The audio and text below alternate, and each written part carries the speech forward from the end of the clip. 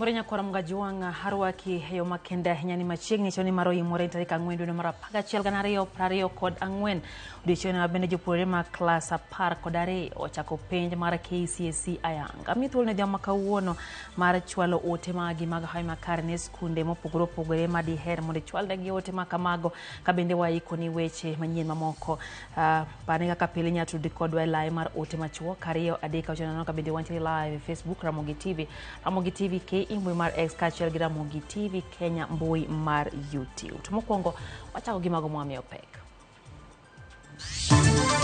The preparation for this exam is in place. We've arranged and provided adequate transport. At your back, we've got enough security. Penj mar klas 10 kod 2 chakore ayanga kawuono. Kajopurire mohingo 9,000 timo penjgo e Kenya mangima. We are just a few days to the new year and there are new things that are coming. Because vile wa Kenya wako na hasira yote ambayo yanafanyika huko, utekwaji nyara wa uchumi wa bunge lenyewe. Duon bura mar Wiper kod DAPK koro chako bano piendegi kagilando wuok margi kweth siasa mar Azimio la Umoja One Kenya Alliance. Jolupo fees farming watimoni wapuodho mang'eny. Teme emergency mar fuel jawage yudi mondo timre nade okonygi e ywayo kejes gi. Jopith rech kwano lal modhuro bang' apaka moting'o togo ketho sera magi pidhe rech e dho wath ma Luanda Kutieno e kaunti ma Siaya.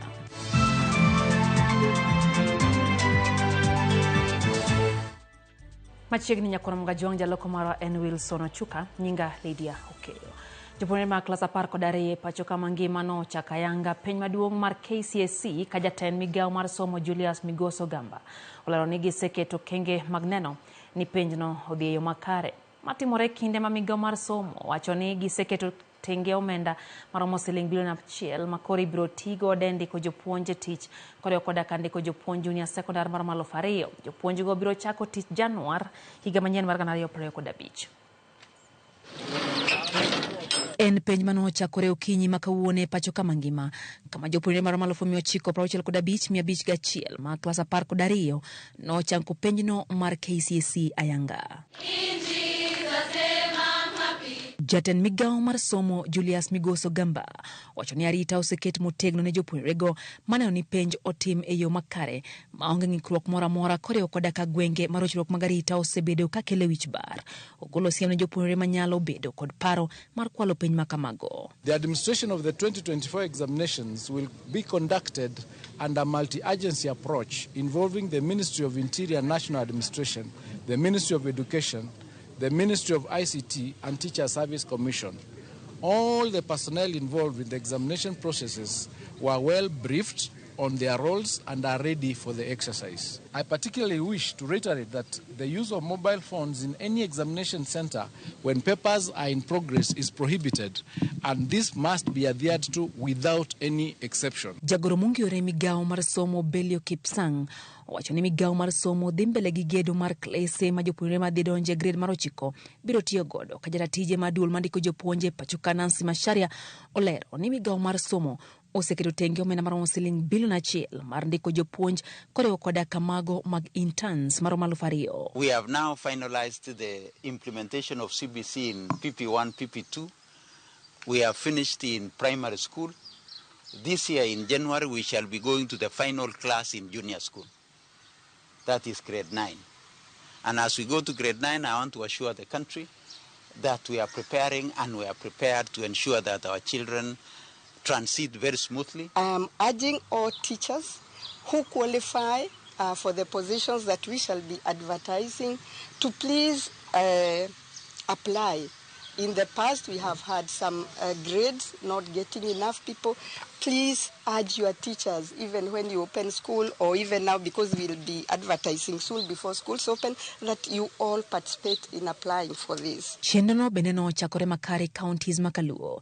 E county ma Migori, Commissioner ma county no Mutua Kisilu, osingo neno ni oluwo chike makare e penj makamano kendo ridarita kaka winjore. Tuko na wanafunzi takriban 26,000 na 800 na kitu hapo, na tuko na containers 14 tuko na uhakika kwamba mtihani utaendelea vizuri.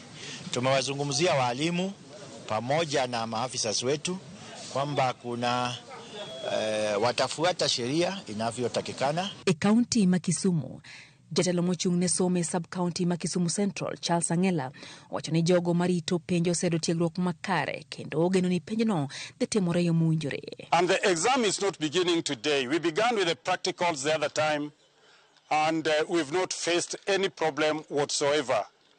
So I want to say that we are ready to go. County Mahumabe Joporalo pupade kurade giprayo kudabich no chako piny makamano ka apisa mochung ne chenro makamano wacho ni gigeto ta opiny no kutendra gi chike magnek mago museketi mata opiny mar KCSE. This year we have had an increase in the number of containers. All this is meant to make efficiency in the delivery of exams and ensuring that all exams arrive in good time. Mabire kinde majapuonjre achiel mane igeno ni dhi timo penj mar klas 12 owito ngimane.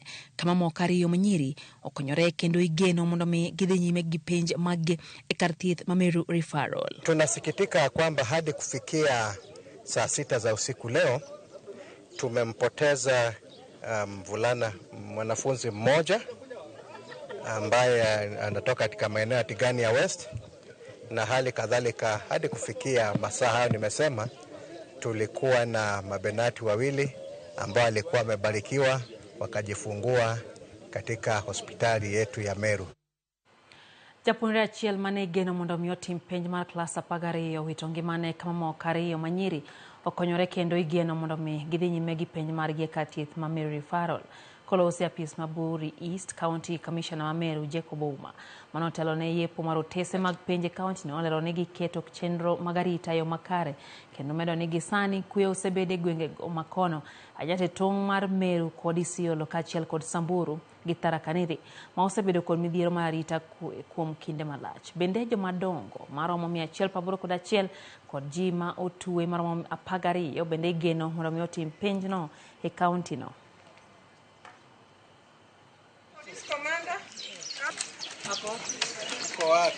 Kuna vituo 412 ambavyo vitakuwa na mitihani ya kidato cha 4. Vituo ambavyo tuna wanafunzi 29,148, 13,907 wakiwa Magulamu, ilhali 15,241 wakiwa Mabenati.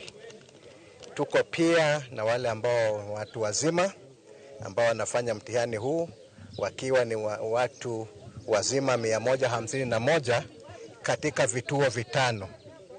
Magereza hayajaachwa nyuma, tuko na wafungwa 12 wa kiume ambao pia wanashiriki mitihani hii. Tunasikitika kwamba hadi kufikia saa 6 za usiku leo tumempoteza mvulana mwanafunzi mmoja ambaye anatoka katika maeneo ya Tigania West, na hali kadhalika hadi kufikia masaa hayo nimesema tulikuwa na mabenati wawili ambao walikuwa wamebarikiwa wakajifungua katika hospitali yetu ya Meru. Ogai maduon bura mar Wiper Kalonzo Musyoka kaachiel kod nyawadgi maduon bura mar DAP Eugene Wamalwa okonegi sichako chenro mar wuok e riwruog Azimio la Umoja One Kenya Alliance kendo gichano chugo riwruok machielo mar siasa kapok ochopo higa manyien. Kaka jafwambo mar Georgia okolerono ajatelogo koro lieko ni Kalonzo ema kidek bedo gai mar riwruogi manyien no. Jotelogo ne ochopo e lien mane en jalup jatend piny Kenya mar 4 Michael Kijana Wamalwa e boma ma Kitale. Gikone gichopo kae mar pako okange manyicha ne okao mar kedo ne demokrasia kaachiel kod uhuru ma pachoka. Ne bende gitiyo gi thuolono mar yango elela ne gidhi nyime kod chenro mar chugo riwruok manyien magituone geto reso piny Kenya ka bende gilieko ni Kalonzo ema dhi bedo ogai mar riwruogno. Tuko kwa hiyo coalition led by Mheshimiwa Kalonzo Musyoka ndiye atakuwa president wetu come 2027. Watu wote wa mlima na watu wote wa Gema sisi yote tumekubaliana Mheshimiwa Kalonzo Musyoka ndiye. Time will tell. All we can tell Kenyans is that watch this space. We are just a few days to the new year and there are new things that are coming. And I want to urge the media not to bury Azimio before it is actually dead and buried. Because we have a lot of investment in that space. A lot of investment, and Kenyans, we want to be able to move in a manner which is systematic. If we come up with a new outfit, it could even incorporate, perhaps, Azimio itself. So that is how focused we are. Jotelo go koni gidwa keto mijing'o mar neno ni piny Kenya bedo kod telo makare, kendo dwaro ni jokanyono mag riwruog Azimio la Umoja mondo mi osir pachgi mar dwaro kelo lokruok ewi gigo machando jo Kenya. And I believe that this is the team ambayo itaokoa Kenya kutoka kwa ufisadi na wafisadi kimaadani, itaokoa Kenya kutoka kwa Zakayo na ushuru wake. Watu wanazungumzia juu ya yaliyotendeka mwaka 2002 wakati mzee Kibaki na ndugu yetu Wamalwa walichukua ukombozi wa nchi. Nadhani itakuwa hira marudufu mara 3 mara 2, because vile wa Kenya wako na hasira yote ambayo yanafanyika huku, utekwaje nyara wa uchumi wa bunge lenyewe. Sasa we have been also observing what's happening kwa idara yetu ya Judiciary, mahakama. Kata kamano, giramo ni pod gibiro bedo e kweth makwedo piny owacho mar loso ewi midhieche mathoth jo Kenya kale. George Aoko, Ramogi TV. Duond bura mar ODM koro lando ni biro bago yiero mar koro gwenge mage tarik 27 mar dwe ni county duto 47 ma pacho kae. Jakom mar duol mochung'ne tawo yiero duond burano abeno tisi kaka National Elections Coordinating Committee Mikai Emilia Witi ne ochiwo lerno kowacho ni hikruok maneno ni otachendo na yo makare ochope wang'. Yiero no biro get apisas mag duond burano e kidienje opogore opogore kochakre piny nyaka malo rang'iny mar county. Mikai Witi e oboke mare oro ne jo ute fwambo olero ni chenro ibiro ta chakre saa 4 nyaka 8 odiechieng' kendo nyalo bi time e yor winjruok kuom jogo mageto kombe mano motese ni consensus kata yiero e yor yedo kaeto hiting'o bat malo.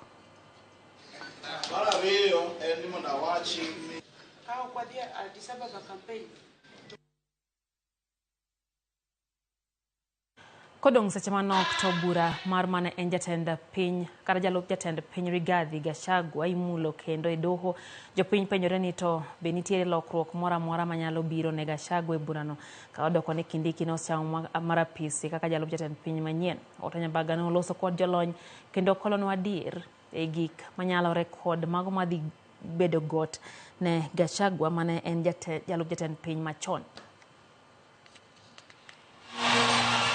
Bang' Profesa Kithure Kindiki nyocha muo marapisi kaka jalup jatend piny mar adek e bwo katiyo manyien, okang' makamani oduono lek mar Rigathi Gachagua e kata odoko ni buche to ne osechopo e doho. So help me God. So help me God.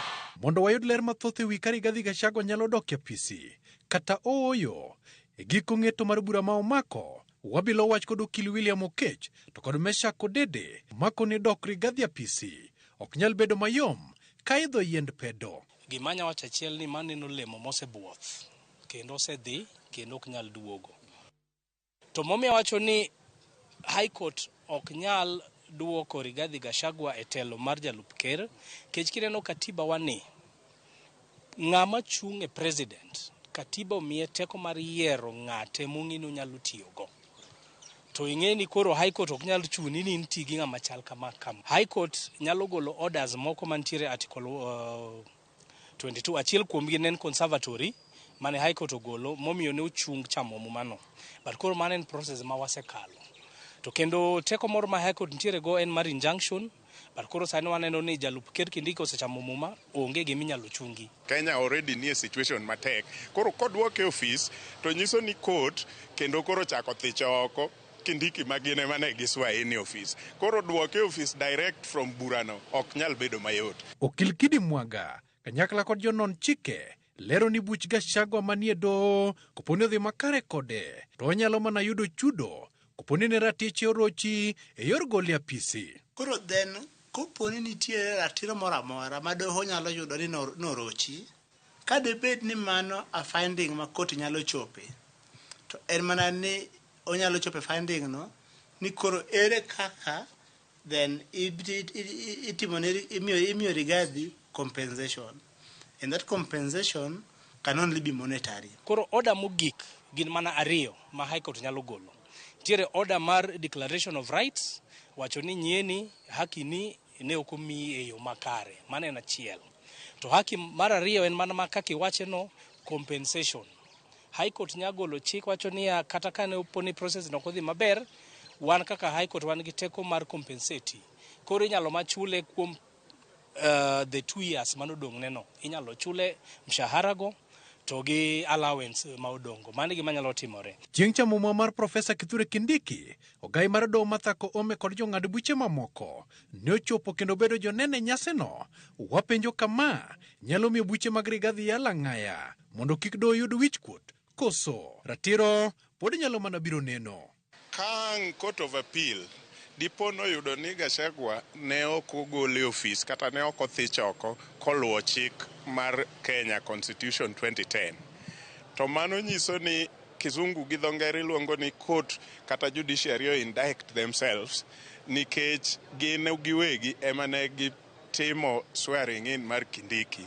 Koro ibi wach ni ne gi participate e illegality, to gin e jok monego bed ni ng'iyo ng'ato ka ng'ato Kenya ka mondo kik participate e illegality moro amora. Chandruok mar mano en ni koro omiyo the infrastructure mar chike bedo a bit unpredictable. Chunywa ne gombo kaka jo Kenya ni mondo nwabed gi Supreme Court ma is predictable e weche mag chike, particularly chike mamulo katiba. To bende Rigathi Gachagua katiba nyalo goyo ratege ka doho okorese kuom thicho mar od bura, ahinya to lemo mag sirikal kata mana bedo chief mar lokesen. Of course en ratiro mar support ng'ato, nyalo support ng'ato, but eto konyal chung'. Koro higni 10 kochakore sani mondo Rigathi chung', ok chieng' moro koro biro yudo ka joma koro deal godo gin kendo joma moko ma kendo mopogore kabisa. Jakaramba Kajwang' lwenyo yath mapoth tek ahinya to ka koth ochwe. Buch Rigathi Gachagua seche moko nyalo biro chopo e doho. Penjo maduong' ogai mar doho mathako ome ne en achiel kuom jogo mane nitiere kinde ma Kindiki chama muma mar apisi kaka jalup jatend piny lemo mano ma kod Rigathi kendo buche nyalo chopo ka. Dhi chalo nade? Walter Nyabaga, Ramogi TV, Nairobi. Jatend migawo mar thieth Deborah Baraza notimo limbe ma apoya e thieth maduong' ma Kenyatta mondo mi onegi wang'e midhiero ma jotuo kale nyaka ne kilai mar thieth ma kata kuo mar thieth mar SHA. Baraza notiyo kod thuolono e lero ni jopiny e wilai mar thieth no. Ahinya to e kinde mang'uro osebedo ni jotuo madwaro thieth mar uya yudo pek kaluwore kod deko e puodhogi mondo mi giyud thieth kokalo e SHA. Bende osingo ne jotuo ni piny owacho timo duto maneno ni jotuo oyudo thieth e yo mapiyo kendo mayot. Moko kuom jotuo nonyiso jatend migawo mar thieth no ni pod ikwayo gi omenda maching' e kinde ma gidhi manyo thieth.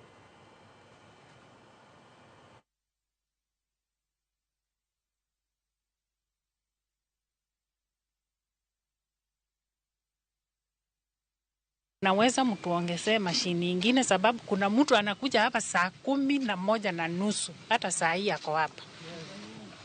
Kama mnaweza tu mashini moja tu, na hii ni shida kubwa. Watu kama sisi tulifika hapa saa 1, hatujafika kutengenezwa saa 6 midnight ndio wanaondoka, na ni watu sensitive kwa kuwa wana ugonjwa magonjwa mazito. Wale wanaingia ninasikia wana shida sana, inachukua muda mrefu. There are challenges which we will have robust interventions to address them immediately as the Ministry of Health. One of the things that we have unearthed is that most of the patients who are asked for co-payment are patients who are in the previous NHIF system but had not migrated their data to the SHA system, and therefore they are not visible from that aspect of SHA, and therefore they are told to pay extra. Piny owacho mamalo komakre gi sirikand kaunti ma Homa Bay osidho chenro mandala par mong'ere ni Rapid Result Initiative RRI mageto ndiko oganda maromo milion 1 e okuma manyien mar thieth ma ong'ere ni Social Health Authority kata SHA. Chenro no idhi tim e wards 40 mantiere kaunti no geto medo kwan oganda ma ndikore e bwo okuma manyien no ma jopiny koni pok giyango malong'o kaka tiyo. Jafwambo moro ma Homa Bay Ali Abich nigi ler mathoth. Nyaka ne okuma manyien mar thieth ma ong'ere ni SHA kata Social Health Authority chak tiyo yange pacho ka dwe mokalo. Kwan jogo mosendikore e bwo chenro no e kaunti ma Homa Bay pone piny ka jopiny osebedo ka golo ywak margi kaluwore kod midhiero moko kondikruok e chenro no. E romo mane okelo kanyakla, apisas mag piny owacho mar kaunti ma Homa Bay kod mago mawuok e sirikal mamalo kotelo kod Gavana Gladys Wanga gi komisona mar kaunti ma Homa Bay Moses Lelan, winjruok ne oketi mar ndiko oganda maromo milion 1 e bwo ndalo 10 mabiro kawuok e kwan ji maromo 119 ma osendikore e bwo chenro no e kaunti ni. Ji mang'eny penjo ni to SHIF gi SHA ni en nang'o? Sani kawuono wachaka yanga chenro mar register jowa e SHA gi SHIF. Ibro neno ka ji biro e odi e gweng'u chakre Nyamrerwa, chakre village elder, ACC, DCC, chief officer, jite, jotich mag sirikal bro biro mondo watim registration e SHA. Gima dwani mondo awachi en ni ndalo machon nyocha thieth kidhi kata e osiptal ma mwalo kacha samoro yudo ni dhi ng'iewo yath dhi tim kama. Gi SHA ni nitie pesa ma ng'ato ka ng'ato mobedo registered ibro or pesa minyalo thiedhego. Matiende ni onge yath mibro bedo ni nyalo dhi ng'iewo. Chenro no mandiko kwan ji maromo milion 1 e thuolo mar ndalo 10 mabiro ibiro time kor gwenge te manitie kaunti ni kendo idhi tele gi Nyamrerwa, ruodhi kaachiel kod jolupgi kaachiel kod apisas mamoko mag piny owacho. So we have sat together, we have consulted within a framework of whole of government approach.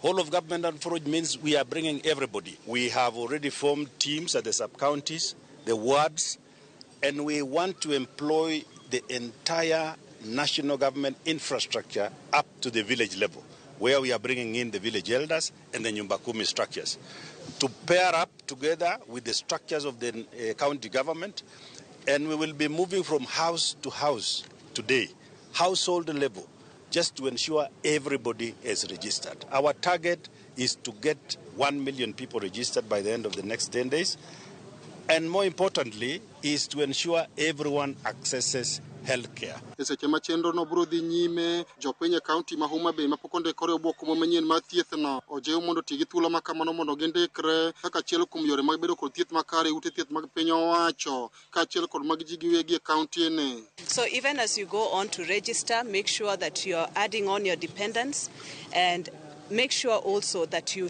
undertake that means assessment, because that is what will determine that you're actually paid up and you're able to access services under SHIF.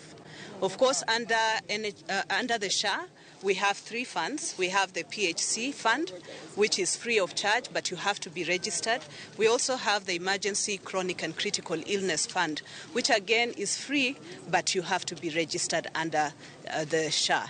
Normally, when a new thing comes in, there have always been challenges.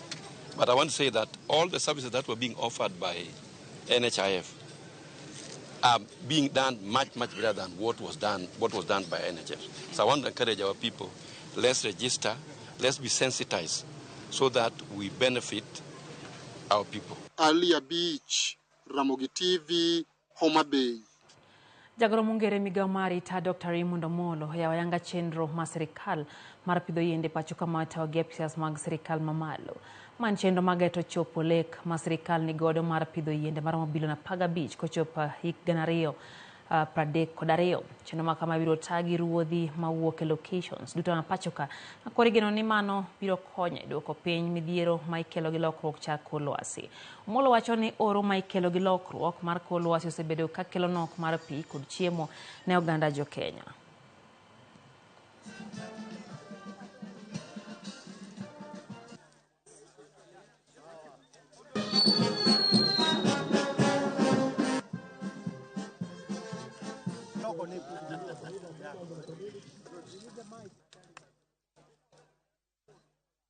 We have a major agenda, which is a government agenda, led by our head of state, His Excellency Dr. William Ruto, that we plant and grow 15 billion trees in the next 10 years. Now it's 8 years. We are actually lagging behind. Our administration's bottom-up economic transformation agenda places the most basic units of society at the center of all government interventions. Chiefs are at the heart of our strategy as national government administrative officers, coordinating resources and efforts at the most local level. Their connection to communities, combined with their deep knowledge of local issues, makes them essential to driving Kenya's climate action initiatives. Jatend piny Kenya William Ruto koro kwodo homono mikine duto tem honon dwaro mar jopiny kapok gichungo moko kuom chenro mag piny owacho kolose kinde nyasi mar hingo higni 12 nyaka ne chuog doho mamalo mogik e pacho kae. Ruto koni okang' mar doho chungo chenro mag piny owacho osekelo ne sirikal pek e chwalo dongruok ne oganda jo Kenya. Jafo marwa Henry Kowenga tero kod ler mathoth. E romo mar dhialo higni 12 nyaka ne chuog doho mamalo mogik mabende ong'ere kaka Supreme Court e pacho ka, jatend piny Ruto mabende ne en wendo modhial ne oporo wach kod jotend doho e wi chenro magi gi kod pek magisebedo godo. Kinde mosekalo jatend piny Ruto oseyudre kama tek tok doho chungo kendo kuonde moko kuom chenro ma piny owacho mare chano tiyo ka doho lieko ni moko ok lure kod chike. Kata kamano jatend piny ne oyudo thuolo mar nyiso doho kaka chenro ma ochwalo geto kelo lokruok ne jopiny. How does the court help us to consolidate the place of getting away politics from being about personalities?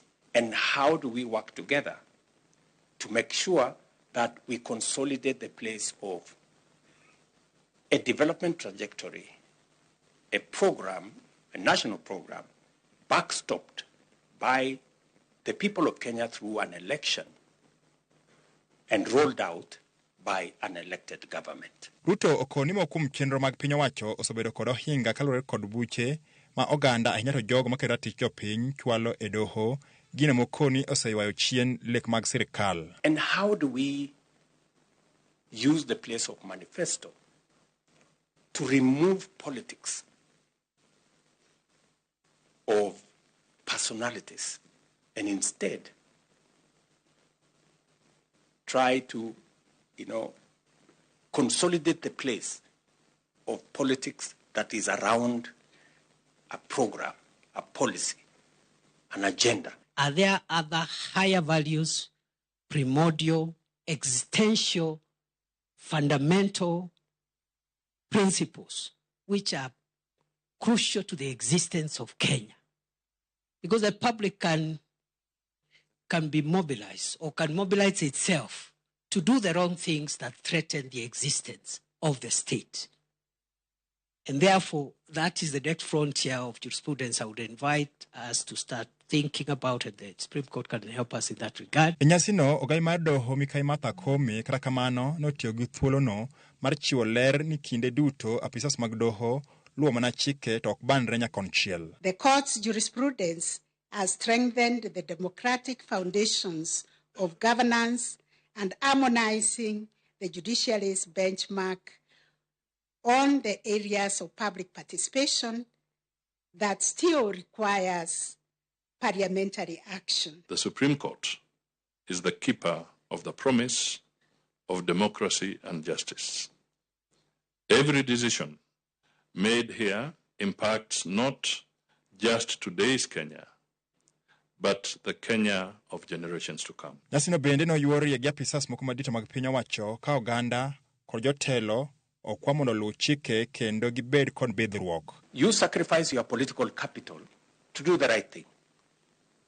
But then the court on the other side decides to be popular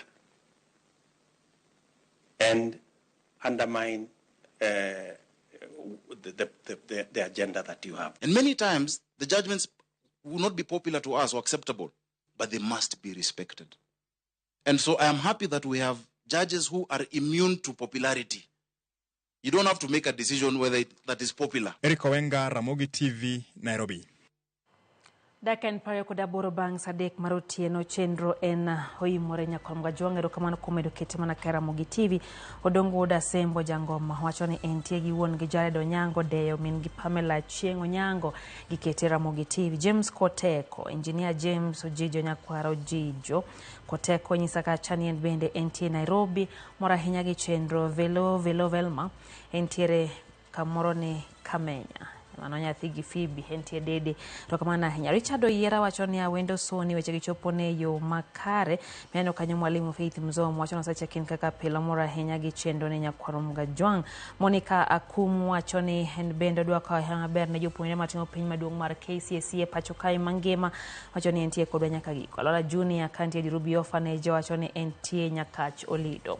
James Otieno wacho kacha ni entiere bar ober Ramogi TV choponegi heyo makare woro kaka weche teke Kenya wacho ni poch gi pak ni school mar Usinda Secondary Ramunde nyaka Jerara Lak okona gi hamaber kage timo penjno mar KCSE. Vincent Kajomo kantiera sub location Nyakach Ward wacho kacha ne gin gi jaode Lilian Onyuro mora hinya gi chenro okwa hamaber ne Horemo Secondary School, Rai Girls kod Magunga Secondary School duto wacho no kawo mos mage mag hawi makara. No bende ote mar Oguda ka Yesu onyisa kacha ni entiere kodwa gintiere par Halili mano Princess Julie abene no wito ngimane kinde mokalo ndalo mokalo machien kacha nyakwaro Mgajwang wacho ni weche manyien chopo negi karobeno negin kod late ok gidwani gidong chien e gik mar dhi mbele kaka piny sudo kata kamano goni Ramogi TV kada Ramogi family ero kamana hinya kuom ting' mopogore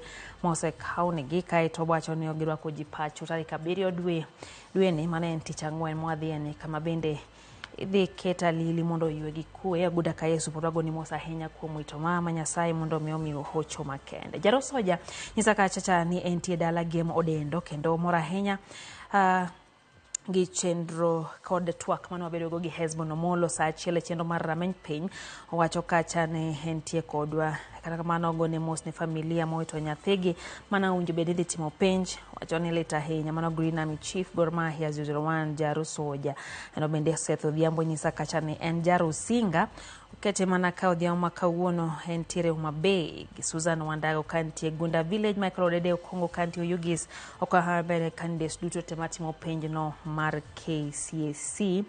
Pastor Collins nyisa kacha ni entiere kodwa kaito wacho ni wang'ne kik timne oganda kaka no timne ginoroto Jenzi bro dugo part 2 ok gidwar wache mag usuru mimedo haya ni mbadi acheze kama yeye anafaja dola ano bende ote kanyo mano mara Jakom Gideon Midega nyisa kachani ya nyakwador ka wudu ya Mogango enchi Kisumu hamaber ne Nyakongo Girls Nyabera Misori Tanga kod Madianyi Secondary hawi maber kagitimo penj mar KCSE nyakwaro Mgajwang. Oniela Mandela bende wacho ni Kibiri Ward weche gichopo ne yo makare oseyore budho kaka pile gi familia negosiepe ne Hannington Okecho Pio Kongo Nyasindo giduto gimora hinya gi chendo jatend piny wacho ni gisingo ma ok chop kare kata kamano wacho ni hamaber ne nyekwa mengi matimo penj mano Lucy Shelley's Burial kod Misi wayo matinya kwa Mgajwang majwalo ote maigi hamaber mioro ni joponje opogore ma ochako penj kawuono kata skunde abene diher mondo ikwana gi hawi makare kagitimo penj no mar KCSE podang' no ayo thuolo mar somogi kwa duogo gi mathoth e chenro ni mar Oimore kik idhi mabor.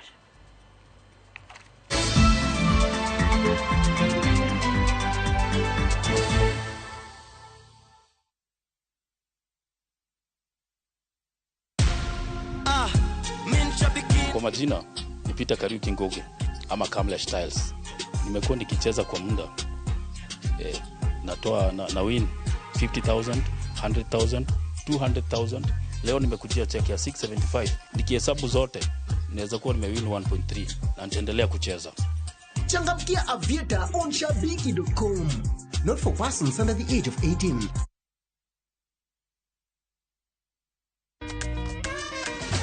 Some things huwa hazichange. Kama ile family recipe auntie alipewa na shush. Kama kujenga mwili na kuharibu jina. Wacha kujaza chakula kwa mdomo, hakuna mahali kinaenda. Kama kulisha our favorites kwanza. Kama kujipakulia top layer. and welcome to Pecan Arena. Na kama ladha tamu ya chakula kilichoandaliwa na Rina Vegetable Oil. Now, some things huwa hazichange. Rina, 30 years, the story's tamu.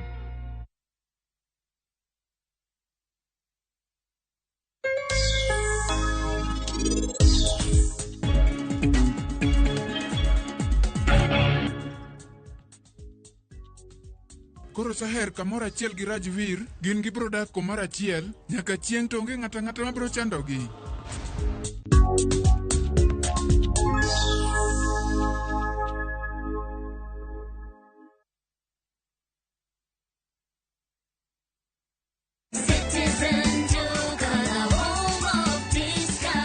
Najua unapanga kwenda shopping. Citizen Duka na Quickmart inakuletea ofa mpya ya mama mpenzi. For only 1,765 shillings unapata unga ya ugali ya 2 kg at 109 bob, unga ya chapati 2 kg at 149 bob, mchele ya basmati 2 kg at 649 bob, skari 2 kg at 279 bob, mafuta ya kupika 2 liters at 539 bob. Hizi zote ni less than 2,000 shillings, meaning una save 332 shillings ukitumia Citizen Duka. Piga *487*5#. Chagua Quickmart, then chagua mama mpenzi. Lipa na utapata message ya kwenda kuchukua package yako kwa Citizen Duka counter ya any Quickmart supermarket karibu na wewe. Citizen Duka, home of discount.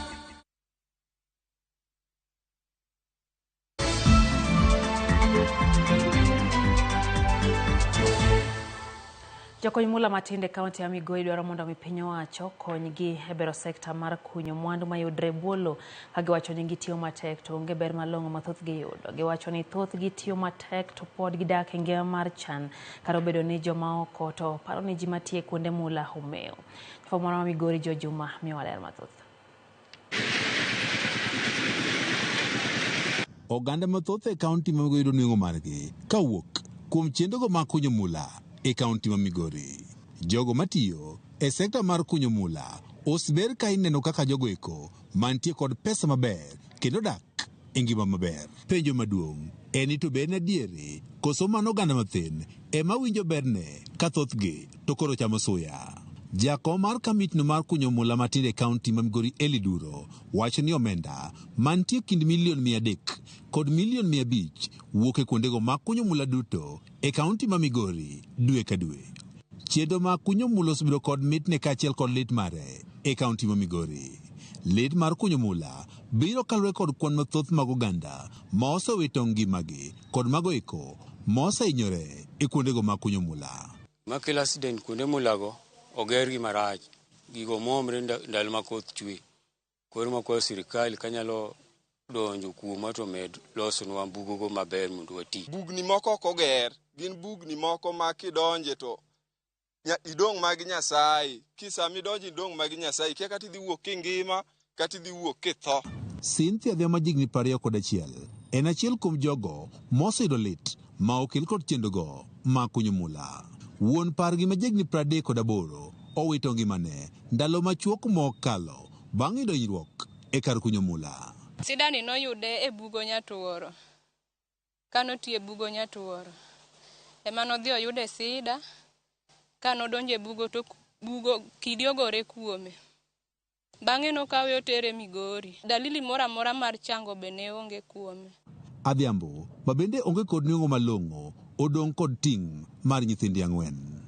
Owach ni tho mar wuon pargi obiro kindeno, mabende kata mana ot malong'o, yande pok gigero. Kata kamano, giko to koro piny owacho mar kaunti ma Migori koro rese ka ogero ne ot. Okane gimora more dier dalawa ka. Wambe kang'iyora, ambo wea gi nyithinda 4, kaka nyalo konyo onge. Naseyudo kony kowuok kuom ot. Ot nyiche owe ka onge kadwa luar od lum. Neno kosegerno ot, vana marwa Ochila Yako. Agonero kamano. Tang'eyo ni nitiere organizations mang'eny matiyo kata mana e Nyatike ka on women empowerment. Da wakwayo uni mondo mi wakony jogo mantiere e yore mapiny kaka waneno kaka minwani. Apisa maduong' e migaono mar kit chuech e kaunti ma Migori Ngero Sogwang' wach ni ber ka iketo kenge maber mar ting'o nweng'o mag mine kaachiel kod rawere mantie kuondego ma kunyo mula. Jokunyo kod jogweng' ok yud konyruok e yo maber, giyudo yuto matin. Omiyo de wagombo kendo herawa de en ni mondo wamed puonjogi mang'eny. Ka ing'iyo omenda mawuok e kuondego ma kunyo mula dwe ka dwe e kaunti ma Migori kod kit ngima mathoth jok ma kunyo mula odake, nitie pogruok maduong'. Thothgi odake ngima mar chan. Jokuny mula matindo wacho ni thoth jok mawinjo mit mula ma Migori gin joket mwandu madongo, ka gin magitiyo kod luye mathoth giya kod lwetgi nono. Makunyo gol inyore kendo gitiyo gi ngufu mang'eny, to joma yude gin joma wuok e pinje maoko ka biro waro goldni. Gin ema gin gi ber moloyo joma tiye. Mae kelo penjo maduong' ni to ang'o ma piny owacho timo maneno ni jokuny mula matindo yudo nweng'o mabup kendo gidak e ngima maber. George Juma, Ramogi TV, Migori. Japith mar dak kwano lal mudhuro bang' apaka moting'o togo ketho osera magi pidho rech mong'ere kaka cages dho wath malwanda Kotiene kaunti ma Siaya. Jopith rech giwacho ni masirano okelo negi lal mal loyo milion 60 ka gikwayo mondo mi piny owacho okonygi mondo mi gichung' kendo. Jafwambo Cynthia Onyango negi mathoth. En lal ma joluo nogo ingiro ni otama pimo to lit ndi. Kwando sera ma ipidhe reche nam mong'ere kaka cages ma uwore kendo tondegi oyiech ma ogajore en mano mokelo lit e chuny jopith rech mar Arieda bang' abuoro mar airi mar togo yoro nam kendo nego lek jopith rech mane geto yudo yuto e pith margi. Idho wath jopiny chunygi omoko. Simon Ousa ma en MCA machon ma South Uyoma kendo achiel kuom jopith rech lero ni chung' abuoro no ei nam osemiyo negi lokore jorit e otieno kod odiochieng' mar neno ni negi geng'o lal manyalo neno. For 1 week wasebedo ka gini nobiro an oyuda kaka ng'ama janam maduong' ne jogi te.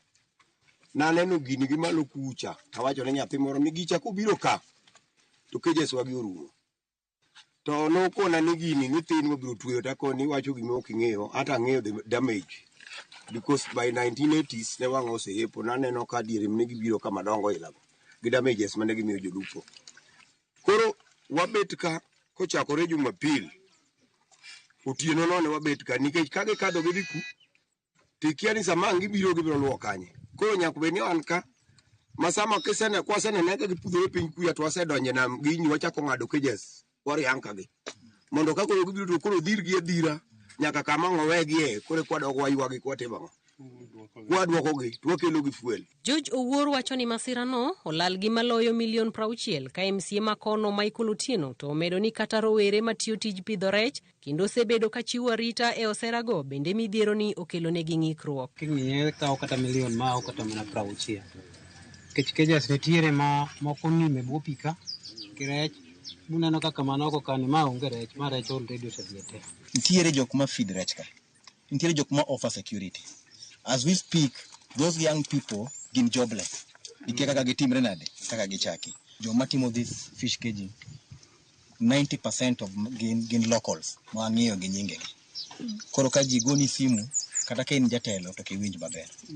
Koro en gimoro mantiere chunywa kaka jo South Uyoma. Simon lero ni achiel kuom gigo ma omiyo giyudo lal mathoth en nikech ni gisebedo ka ok gius rech ka gigeto chich rech ma Disemba kinde nyasi mar sikuku. Problem maduong' manyo bedo ni nyewa dwa bedo gi shortage mar market matin.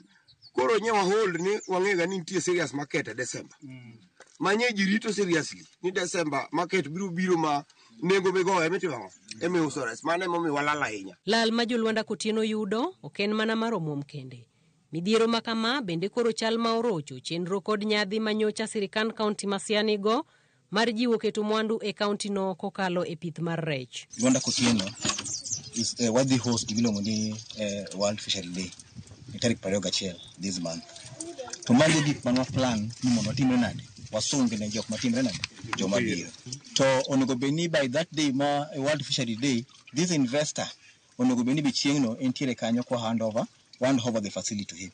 Gikailagi gigi ema feed the facility rech. Koro nyaka wamany formula mar kaka jowagi nya go back to their original place. Iketo kenge mongirore mageng'o midhiero makama e ndalo manyime Sirikand kaunti ma Siaya osingo chuogo mapiyo komiti mondo non lal ma jopith rech oyudo kendo manyo kaka inyalo migi okumba mondo kony e kinde midhiero ma apoya. I think gimokwongo ma wadwa timo kaka wach mondo wa support farmers is to ng'iyo ni risk mantiere no ok obi timago, ok obi medo damage. So that is the first thing. Mar ariyo and to assess technically. Ing'e kaka wanyalo wacho gi dhogwa to assessment ma technical ibo tim gi technical team koriwore gi jonam. Koro man is the immediate exercise ma wadwa timo mondo committee moro bed matin mapiyo moting'o all the relevant stakeholders watim assessment. Once kwasetim assessment no, wadwa ng'iyo solutions moko bo bedo immediate to solutions moko bo bedo malong kaka wawacho make insurance. Koro the issue of insurance comes in and ni koro bo chopo kuma kwaketo keje nam to weche mag insurance bende waneno no include wachno marech kotho kaka notimre Kisumu kod Busia because of upswell mar pi ma or sudden heating of water temperatures to koro rech go kotho to jo insurance chuli the value mar rech no sama no nego bedi harvested. Cynthia Onyango, Ramogi TV. Jakom riwruok jotend skunde mag primary pachoka Johnson Zioka dwani piny owacho bo migawo mar somo chop singo mar neno ni giyudo jopuonj moromo mabiro puonjo jopuonjre mago madhi donje grade 9 higa manyien. Koloso Mombasa romo mar higa ka higa mokelo kanyakla jotend skunde mag primary pachoka. Zioka kone gin kod geno ni piny owacho biro chopo singo mar gero classes gana 18. E kinde no gipako okang' mar piny owacho chako chwalo buge mag grade 9 ne skunde kod omenda mag siro somo magiluwo ni wang' ni negiyude wang' sa. Romono abiro dhi nyime thuolo ma juma achiel chani yawa yanga kiny tich ariyo gi jatend migawo mar somo Julius Migoso Gamba kaachiel kod jotelo mamoko mantiere sekta no mar somo. Grade 9 classrooms completion. We are working with the government to ensure by the end of this year every school has got room for grade 9 learners. We are looking forward to enough teachers. We do not want January to come and we are talking about shortage of the teachers or teachers to teach grade 9. The posting should be done within this holiday. And as the time comes for January opening of schools, we expect those teachers to report in schools. And I want to appreciate the fact that this year, in the second and third term, capitation was flowing to schools in the right time. That is second term and third term. Specifically talking about junior school funding came into schools in the right amount, in the right time. Riwruok maka yonatero mar joamine kaunti ma Kisumu kwa serikal mondo omi otem jiwo kendo rido arita mar joamine pacho kae. Riwruogni omedo ywak ka gikwedo nek mag joamine ma osebedo kadhi nyime thur kae kendo gikwayo obila mondo omi onon matut gino makelo nek makamano kendo jomitudo gi nekgo mondo omi okawnegi ondamo mar chik. Jomachuo bende ojiwo mondo omi okony rito ngima jomamine kaluwore ni mine gin mise maduong' e dongruok mar piny. Jodolo mar AIC Eunice Otieno ma en achiel kuom jokanyo bende ogolo kwayo ne jodolo mamoko mondo omi oriwre lamo ne piny Kenya ne kinde mar ita odok piny. Dwaher kendo dwa kwa sirikal kendo dwa kwa DCI ni okete strategic planning kata strategic team mondo rang ni why is there a rise in nek manyidendni. Dwaher ni kata mbaka mwagoyo kata gi yawuotwa owetewa jomachuo duto be ochung' malo be mondo wach ni tho maendelea manyidendgi onego rum nikech mae wan chiegeu wan nyimineu wan jomaritou. It's no longer just it's no longer just a family issue. It's no longer just a community problem. It's a worldwide, a global crisis, and we really need to find a solution to this. Jonyuol ywak, giywak e kanisa, gik matimore koni gi koni, nyithindo inego, ok en gima ber. To wakwayo ni mondo serikal oketnwa arita maber kendo makoro nyithindo loro ni koro gimede arita jawa. To nyithindwa manyiri kata jowuotwa masani odoge gimoro machon mane igemo cha ning'eyo nonro mar ng'ato. Ing'eni sani nego wa mang'eny nikech ok ing'e nonro mar ng'ama iyudo. Iromo kode taon, wuoyo gi taon, ikia ni wakanyi, ikia no jakanyi. Koro iyudo ka nek ng'eny sana kuom wan wa joma mon. Riwruoge makeyo ratiro mag nyithindo kod riwruoge mamoko e kaunti ma Kisumu oriwore gi nyithindo e dhialo nyasi mar chieng' nyithindo e piny mangima.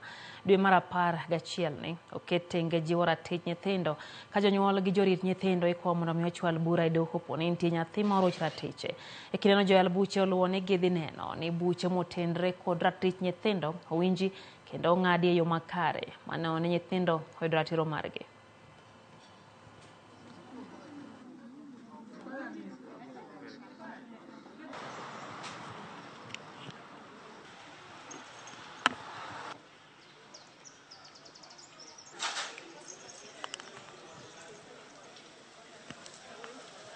Awuono ne wabiro kaendi mar chako chenro mar rango weche mek nyithindo kaluwore gi weche mantiere court. Sana nyithindo ma nigi cases e court. Cases ma iyudo ni noketho ratiro mar nyathi kata nyathi moro machielo oketho ratiro mar nyawadgi. Dwe mar 11 higa ka higa en higa ma court rangoga mondo gitim piyo weche mek nyithindo mondo gitieki. Last week the Chief Justice launched the Children's Service Month, and therefore that means that every court in Kenya will be handling children matters, giving priority to all children cases, and therefore today we were launching the Service Month for the children, whereby we have so many cases, and we intend to handle more than 100 cases at the end of the month. En dwe ma wawe tije moko kendo wa concentrate mane cases mag nyithindo mondo watiekgi. Koro wakwayo ng'ata man gi case mar nyathi e dwe ni bi e court, kendo ka case ni ok ing'e ni nitie gi tarik mane to wabro nyisi kendo wabro miyi tarik miwinje case ni mondo watiekgi.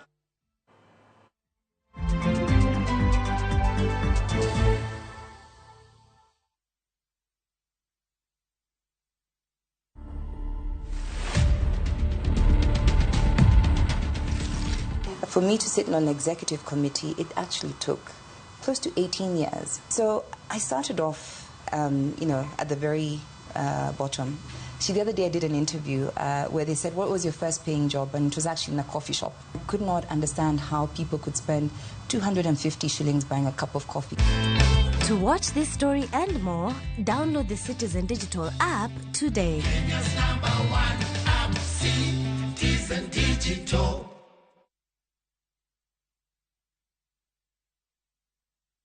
Are you craving an unforgettable adventure? Discover the magic of Asia na View Travel. From the ancient temples of Vietnam to the vibrant streets of Malaysia, experience the beauty of Bali, the futuristic charm of Singapore, and the cultural richness of China. View Travel, your passport to unforgettable experiences. Tembelea Asia na View Travel. Book now na lipa pole pole. Visit viewtravel.com or call and WhatsApp 0703-254-254. View Travel. Dream, explore, discover.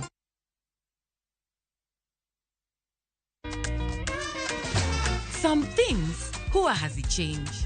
Kama ile family recipe auntie alipewa na shush. Kama kujenga mwili na kuharibu jina. Wacha kujaza chakula kwa mdomo, hakuna mahali kinaenda. Kama kulisha our favorites kwanza. Kama kujipakulia top layer. And welcome to Pecan Arena. Na kama ladha tamu ya chakula kilichoandaliwa na Rina vegetable oil. Now, some things huwa hazichange. Rina, 30 years the story's tamu.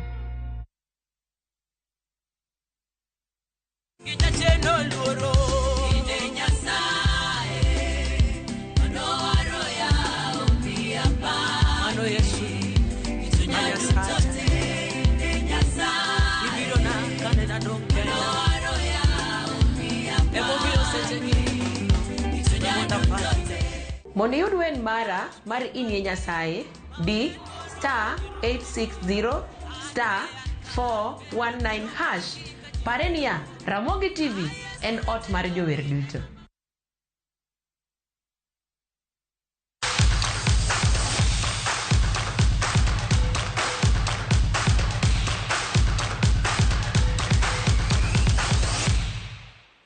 Club mar Fortune Sacco mako thuolo mokwongo chung mar timbe e lig mapiny mar FKF National Super League bang' tuke abiriyo.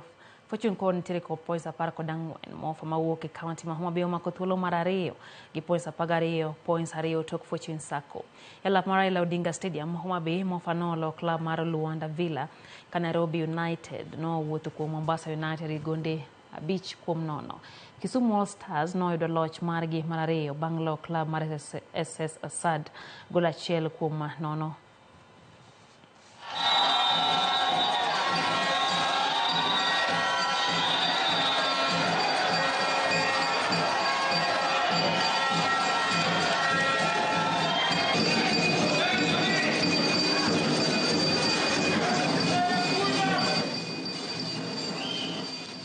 Kenya biro bedo maonge tim mora e tuke mag okapu mag Wakeni League maduong' e pinje mag Afrika bang' tim mar KPA kaachiel gi Equity duto ne ok obedo gi tuke maber e tuke mag manyo otiko. Kenya Post Authority KPA notieko thuolo mar 4 e tukego manobagi alap ma Aman Indo Arena piny mar Tanzania bang' tim mar APR Rwanda loyo gi points 85-51 e laro tieko thuolo mar 3. Komachielo jobengi ma Equity no tieko e thuolo mar 5 bang' lo tim mar JKL Dolphins points 59-56 e laro tuke kada tieko thuolo mar 5. Benson Oluoch ma en kocha mar Equity olero ne kada doko ni piem no bedo mapek, timbe oyudo lony mabiro konyogi e tuke mabiro.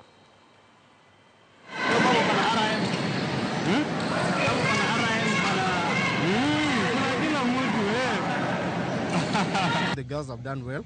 We didn't get what we came for, but I believe we've achieved what we could.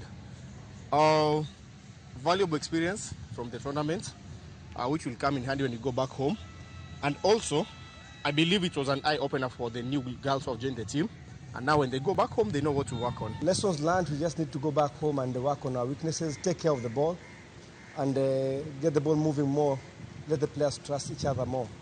I think every player had a chance to play and showcase their talent, and it was an amazing experience. This is going to go a long way in making sure we are back here again next season. Tuke mag golf e kind nyithindo motisi ni NCBA US Kids Local Tour norumayanga e lap ma Muthaiga Golf Club kama joloch no dhial kendo yudo points e kidieny mar nyithindo manyiri ma higni e kind 11 gi 12. Ashley Muyele nobedo jaloch bang' yudo points 9 ma kanyakla kuom tielo duto 8. Muthoki Kioi notieko thuolo mar 2 ka jotugo Ashley Gashora gi Sikian Yu noriwore thuolo mar 3 gi points 125. E kidieny mar nyithindo mayawuowi e kind higni 13 gi 14 Justin Gere nobedo jaloch bang' choko points 129 kilwa gi Peter Gathongo gi points 105 bang' tielo 8 rumo. Chenro machielo biro chako tarik 10 e lap Manandi Bears kapok kaunti ma Kisii bago tielo machielo giko dwe mar 11.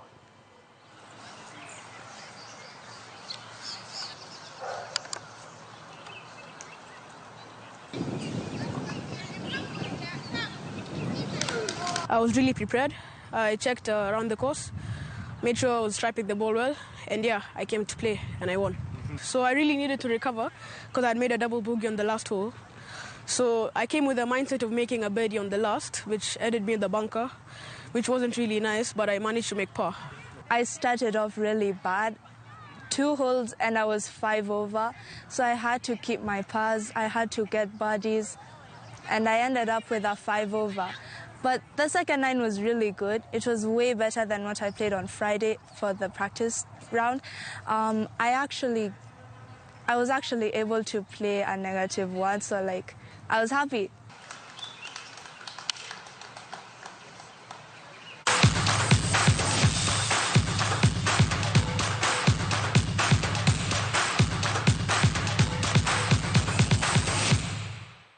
Kanya mwatike chendo ni maro imore nyakwaro mgajua ng'aneno ka Janabi Owino kanti yani Masai wacho ni oganda ok binyalo chulo omenda mar SHA.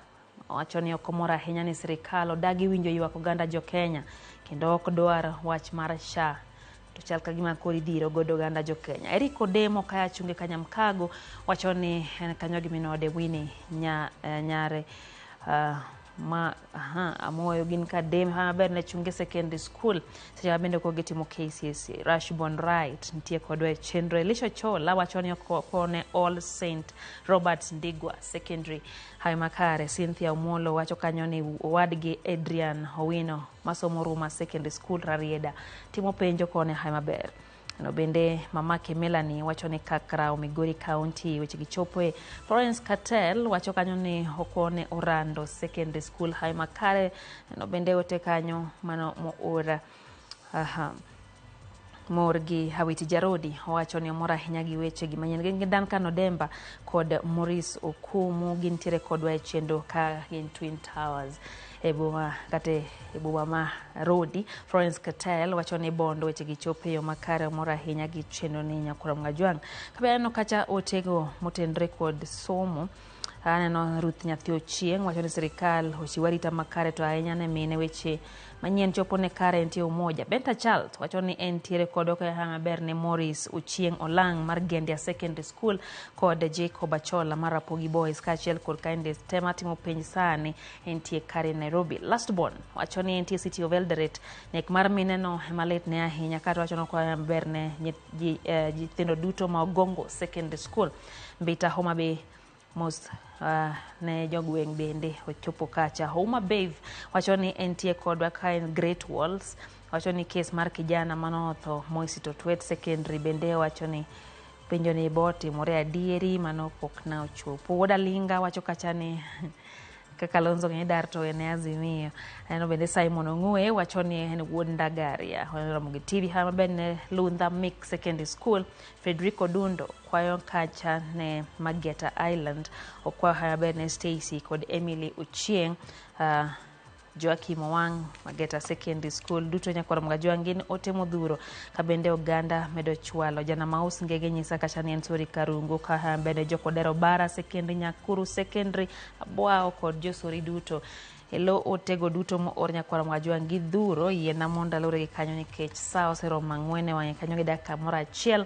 Wakone nyithindo duto skunde duto mapacho kae kaka Ramogi TV wakono hayo maber e kinde gi bende koro chako pinyo mar KCSE kaka jatend migawo mar somo Julius Migoso Gambo no osewacho kacha nigi kore makare rito seket makare kendo nogolo siem ne jogo madibedi kod paro mora mar kelo ng'ikruok kata kwalo piny makamano. Nyathi kosesomo jopuonj jonyuol oro nyithindo tim penj gintiere kod rieko moromo mar kalo piny kaluwore gi tekre gi mondo miyo bi okonygi kinde mambele. Erokamano in kuom keto Ramogi TV kuom jogo mabende okete Ramogi TV nyagi kwa gonu. Erokamano nyadichiel kendo yena nyiso gudaka Yesu mos ahinya kuom wito mama kawacho kacha ni tarik 7 dwe mar 4 mano tich ang'wen tarik 7 dwe mar 12 tich ang'wen mwadhiene idhi ket kare mar yweyo Princess Julie gwenge mag Migori County. Ogudaka Yesu wacho ni orwako udala ukonya ko mama mosainya Ogudaka Yesu. Nyakura Mngajwang yenalore kanyo elo team maduong' mokonyo wani weche gichopo ne yo makare.